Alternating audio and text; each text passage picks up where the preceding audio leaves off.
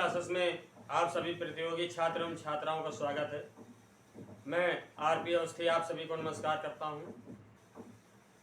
तो संस्कृत व्याकरण में हम पढ़ रहे थे संधि प्रकरण। संधि प्रकरण में हम स्वर संधि एवं उसके भेद पढ़ चुके थे। आज मैं आपको पढ़ाऊंगा व्यंजन संधि क्या होती है और व्यंजन संधि के भेद। तो आइए पढ़ते हैं व्यंजन संधि। संस्कृत व्याकरण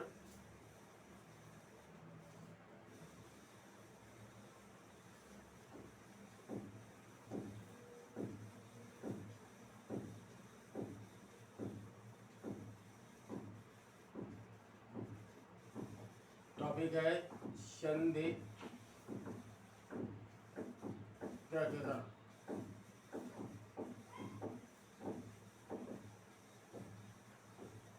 तो इसमें देखते हैं हम व्यंजन संधि।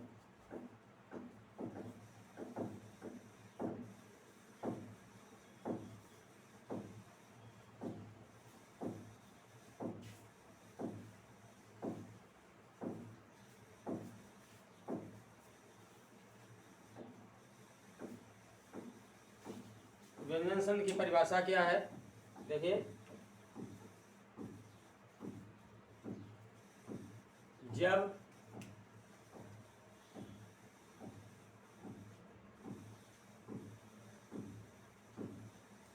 किसी स्वर का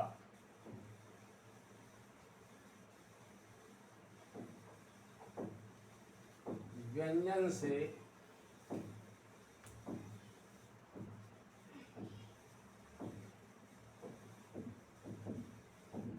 अथवा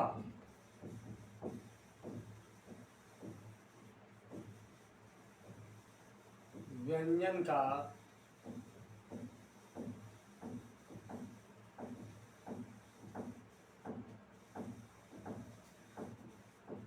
व्यंजन से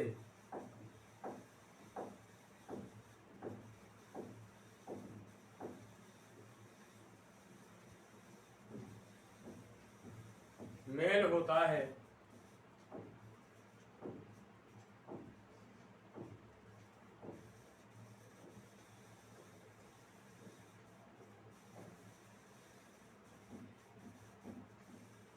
तो इसे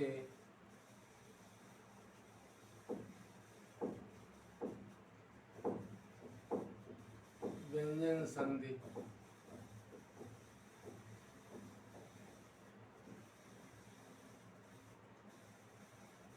कहते हैं।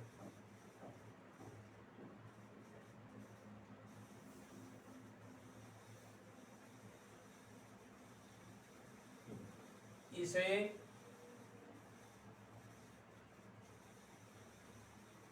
हल संधि भी कहते हैं। खास बात है, कौन सी संधि कहते हैं? हल संधि। मैंने आपको स्वर संधि में बताया था कि स्वर संधि को अच संधि कहते हैं और व्यंजन संधि को हल संधि कहते हैं। स्वर संधि को अच संधि और व्यंजन संधि को हल संधि। इसे हल संधि भी कहते हैं।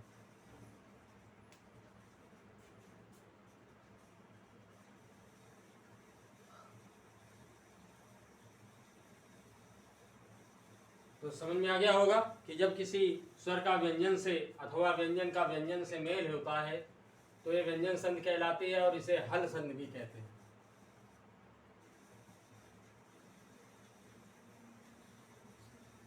अब इसमें विशेष बात क्या है जान लीजिए। व्यंजन संधि में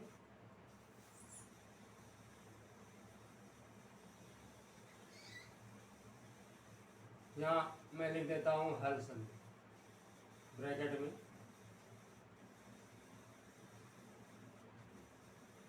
इस तरह से विशेष बात क्या है, जैसा कि आप जानते हैं कि संधि के समय दो पद होते हैं, पूर्व पद और उत्तर पद। जैसे विद्यालयः, तो जब हम इसका संधि विच्छेद करेंगे तो विद्या धन आलयः हुआ, और विद्या शब्द जो है ये पूर्व पद है, आलयः उत्तर पद है। तो विशेष बात क्या है कि पूर्व पद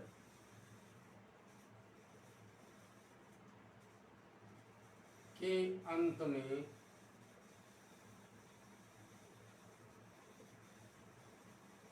स्वर रहित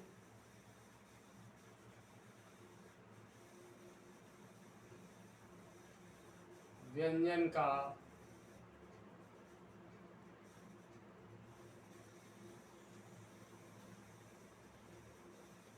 होना आवश्यक है।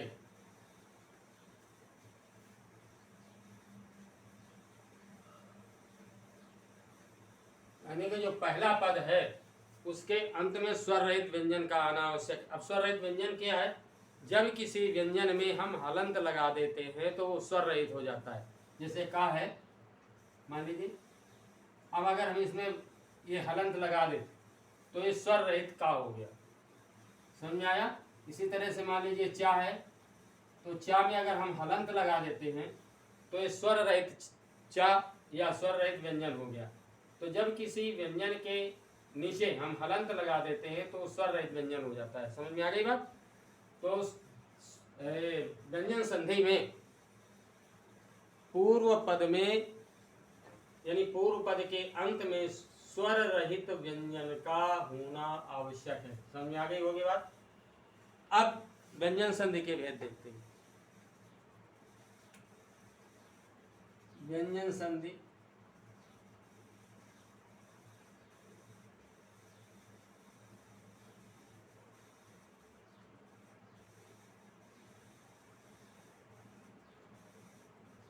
या इसे हल संधि भी कहते हैं।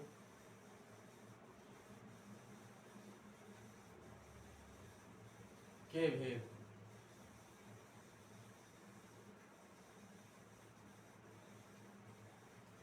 समझ में आ गया होगा?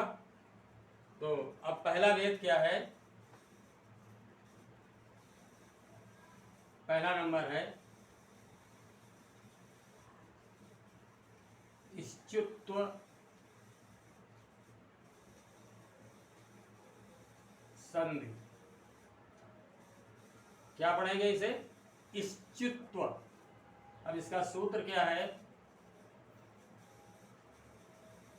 मैंने आपको बताया था पहले के लेक्चर में कि ये जो संधियां हैं इस सूत्र से आसानी से स्पष्ट हो जाती हैं। तो इस संधि का जो सूत्र है वो देखिए, इष्टु इश्चु नाश्चु।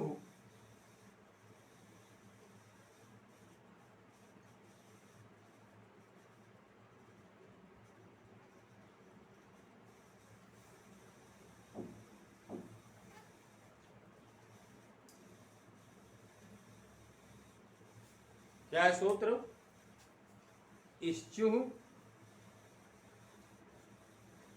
सॉरी इस्तोह है, सॉरी सूत्र है जो इसका इस्तोह इश्चुनाश्चु, वेरी सॉरी, इस्तोह इश्चुनाश्चु। अब सूत्रार्थ यानी सूत्र का अर्थ क्या है?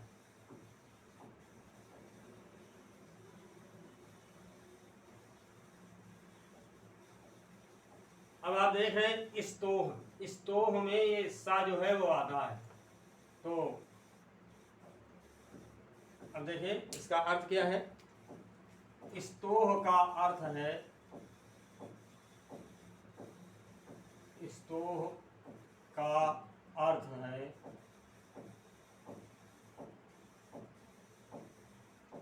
अब आप देख रहे हैं पहले सा है, आधा सा, तो स्वर रहित सा, ठीक है? स्वर रहित सा एवं ता है, ता पूरा है, ता वर्ग, ठीक। इस चुना का अर्थ है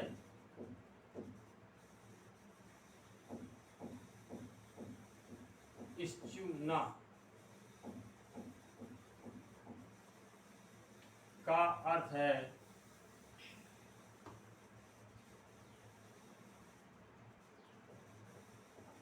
अब यहां भी देखिए आधा शाह है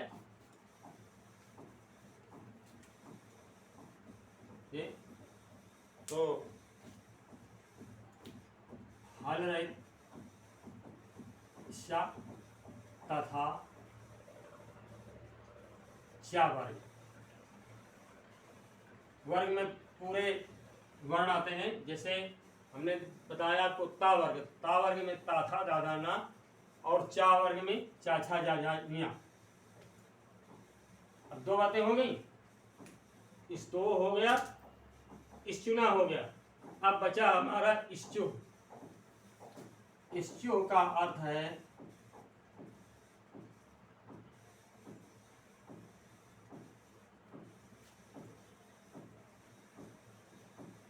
इश्चु का अर्थ है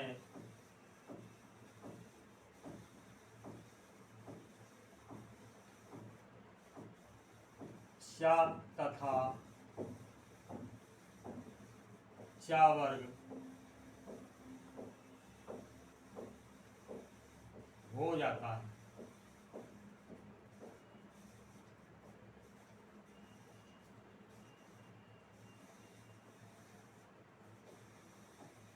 समझ आ गई हो बात?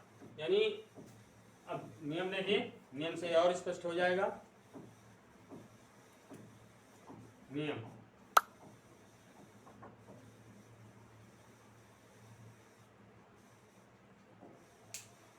जब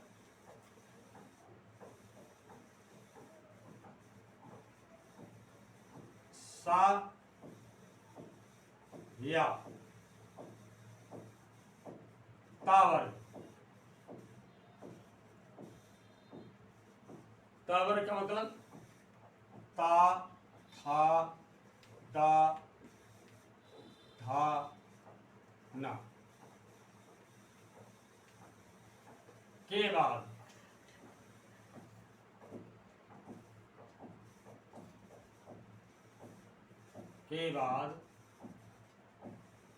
शा या शा या चावल। चावल का मतलब चा छा जा झा या आता है।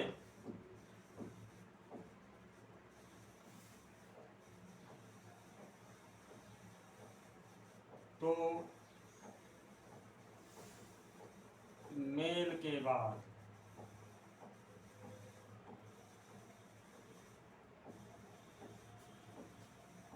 शा या चावर,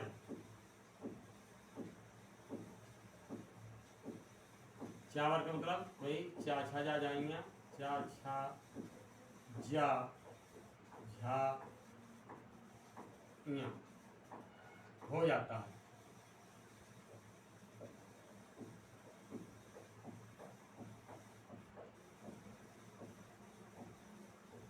समझ में आया?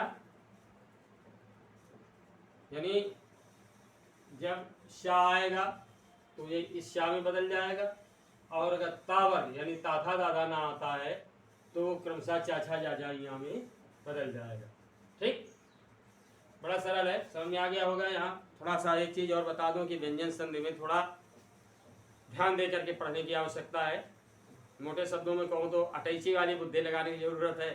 ठीक है, अटैची वाली बुद्धि का मतलब विशेष बुद्धि है, कंसंट्रेशन करके समझ करके ये इसे मतलब हल करने की जरूरत है। तो आइए अब आइए देखते हैं इसके उदाहरण।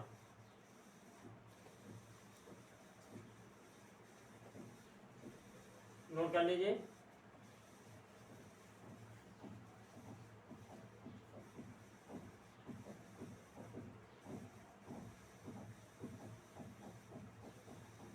अब देखते हैं हम उदाहरण।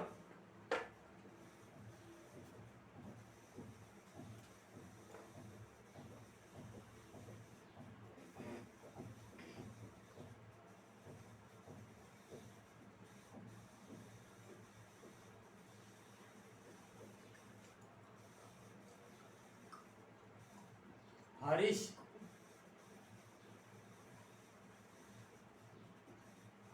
धन शेते। अब आप देख रहे हैं कि यहाँ पर ये सा आया हुआ है और इसके बाद ये सीटी वाला सा आया हुआ है, तो हरीश प्लस शेते ये क्या हो जाएगा, बराबर हरीश।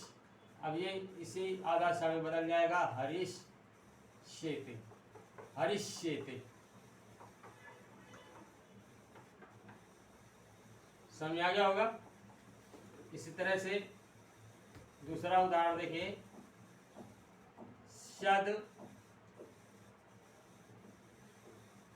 धन जना। अब यहाँ ता वर्ग आया है, आप देख रहे हैं कि पूर्व पद में ता वर्ग आया है, इसके बाद जा आया है। तो अब ये जो पूर्व पद का दा है ये चा वर्ग में बदल जाएगा, यानी अब ये ता वर्ग का तीसरा अक्षर है ता था दा, तो चा वर्ग के तीसरे अक्षर यानी चा छा जा में बदल जाएगा।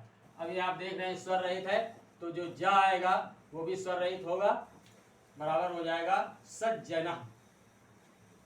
समझ में आ रहा है ना, वेरी गुड।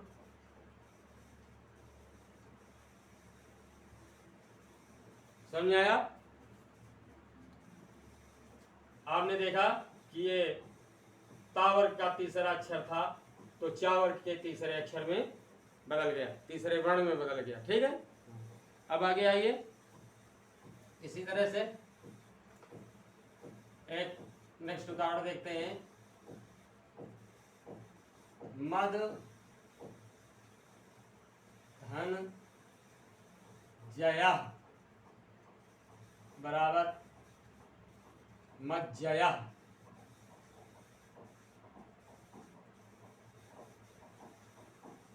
आगे उदाहरण देखते हैं, एक और उदाहरण देखते हैं। मनस धन शीतलम, मनस धन शीतलम बराबर मनस। अब ये सा आया हुआ है तो ये यानी इस वाले सा हलंतर इस सा में बदल जाएगा, मनस शीतलम। ओके, तो इस तरह से ये जो इश्चित्त संधि है समझ में आ गई होगी अच्छे से, है ना। अगर कहीं कोई परेशानी होती है तो कमेंट पे पूछिए, मैं उसका समाधान करूंगा, ठीक है। तो इसे पढ़िए और बहुत सारे उदाहरण देख करके इसका अच्छे से अभ्यास करिए। मैं आपकी सफलता का विशेष आकांक्षी हूँ। तो भाई एक बार फिर अनुरोध कि मेरे चैनल अवस्थी चैनल को, अवस्थी क्लासेस को सब्सक्राइब अवश्य करें, लाइक करें, शेयर करें। Okay, best of luck. मैं नेक्स्ट लेक्चर में फिर आपके सामने उपस्थित हूँगा, तब तक के लिए नमस्कार।